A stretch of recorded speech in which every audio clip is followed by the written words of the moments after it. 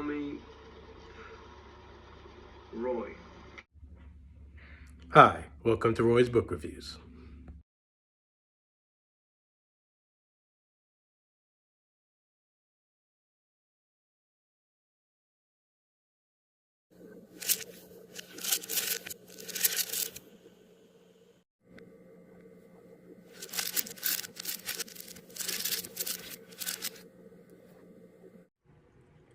Welcome to Roy's Book Reviews.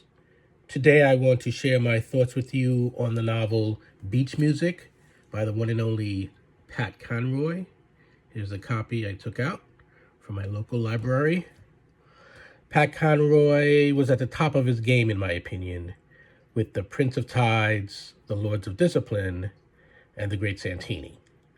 He was at the bottom with South Abroad, which I reviewed in an earlier video here on my channel. I was so disappointed by South Abroad that quite a few years passed before I picked up my next book by this literary icon, Beach Music. My verdict is that it lies somewhere in the middle of Pat Conroy's best and least best. There are certain elements that love, hate, or somewhere in between you are guaranteed to find in his novels. It will be highly emotional, which when done right is quite impactful. But there is always the danger of veering into soap operatic territory. It will be largely, if not entirely, set in beautifully, lovingly described South Carolina. Uneventful is not a word you would use to describe the plot. Pretty as he writes, Mr. Conroy isn't doing the literary fiction quality of prose over plot thing, but eagerly gives readers a whole lot to chew on between first and last pages. The story will center on relationships, from healthy to very dysfunctional ones, family and friendships, and romantic in nature. Last but not least, chances are decent that it will be narrated by a wise ass. With Beach Music, Conroy changes up his usual setting by beginning the book in Italy. Don't worry though, it isn't too long before Jack and the daughter he's raising on his own after his wife's suicide are pulled back to his hometown. That, of course, would be in South Carolina. He is randomly shot by a terrorist in the airport and nearly dies.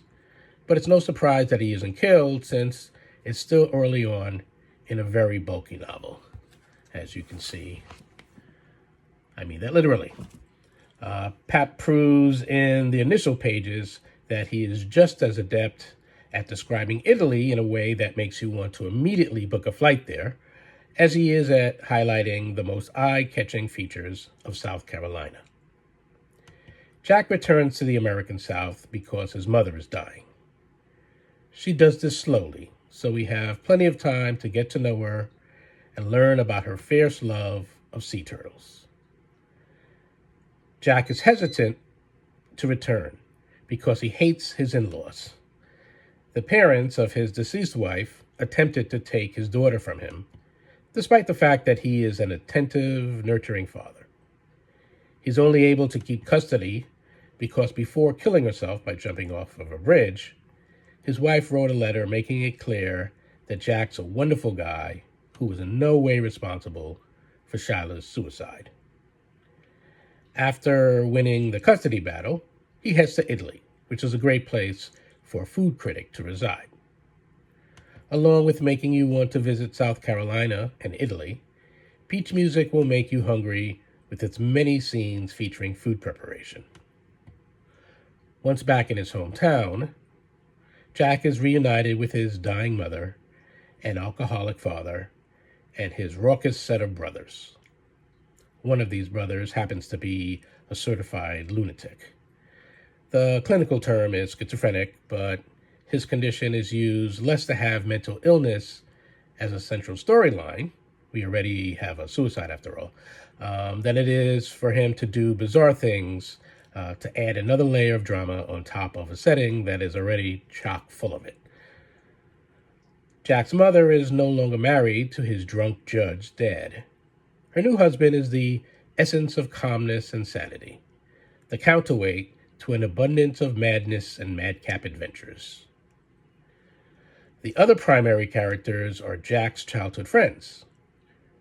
One is a Republican politician who is written as a real jerk, not because of his political leanings, but due to his overall self-absorbed, self-righteous jerkness. The rest of the group is liberal-leaning, and they all seem nice enough, so why they don't drop the jerk from that crew is a mystery. One of them even marries the guy and has a couple kids with him, but that relationship is ended by the time Beach Music's plot begins, because Jack is going to need a love interest to help him get over his first wife's death and provide a new mom for his daughter. One of the group is a hotshot movie mogul. Another is in hiding, pretending that he was killed, but Mr. Hollywood isn't buying it, having figured out that the king of hide-and-seek is secretly in touch with Jack. He has become an undercover priest, one of two priests in this book with mysterious past. But there is blood on his hands from a terrible incident in the past, hence the undercover aspect. I was reminded of South Abroad, which I did not like, as I previously mentioned, on account of the dynamics of this friends group. But ultimately, I concluded that even with so much happening, Beach Music was a little less over the top and chock full of stereotypes than South Abroad was. Maybe that's because of Beach Music's backstory material taking place in Europe that deals with the atrocities that German Nazis inflicted on Jewish people. These sections almost felt like they were snatched from a different novel and plopped into this one to guarantee that the page count would surpass 600. They comprise the best writing in Beach Music, in my opinion, perhaps because no exaggeration was necessary. Such horrors actually took place and haunted non-fictional survivors for generations to come. Very absorbing content. Somewhat less compelling to me was the section of Beach Music where the group of friends become Vietnam War protesting hippies in their college years. There's also a pre-college flashback scene that is reminiscent of Hemingway's The Old Man and the Sea. Suffice it to say that Beach Music has a bit of everything, which is arguably too much, but it's all impressively written stuff, even if generating some eye rolls for me. As much as I've touched upon here, I'm leaving out a bunch of plot points. I feel that I've said enough while avoiding spoiler territory to steer you either at or away from Beach Music. If you do steer clear, don't forget what I said at the top of this video about the marvelous novels The Prince of Tides, The Lords of Discipline, and The Great Santini. For those of you who care about ratings, 3.5 stars out of 5 from me for Beach Music.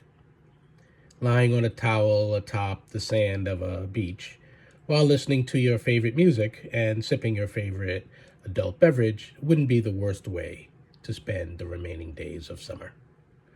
Until the next time, the next video, the next book, this is Roy wishing you happy reading.